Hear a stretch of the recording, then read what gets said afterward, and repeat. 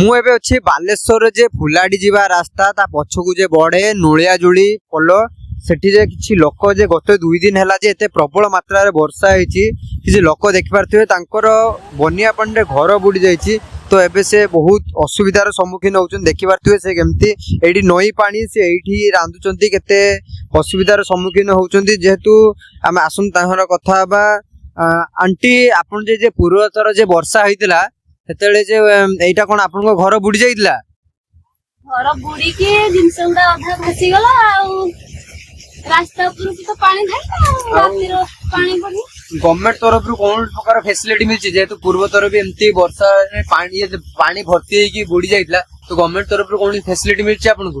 ହଁ ମିଳିଛି ସବୁ ମିଳିଛି ରିଲିଫ ଚୁଡା ଫୁଡା ସବୁ ଦେଇଛନ୍ତି। ତ ଏମିତି ଏବେ ବି ପାଣି ଧୀରେ ଧୀରେ ବଢୁଛି ତ ଆଉ ଟିକେ ପରେ ତ ମତେ ଲାଗୁଛି ପାଣି ଭର୍ତ୍ତି ହେଇଯିବ ସେତେବେଳେ ଆପଣ କଣ କରିବେ କୋଉଠି ଯିବେ? କଣ କରିବା ସେତେ ସ୍କୁଲ ପଳେଇ ଯିବା।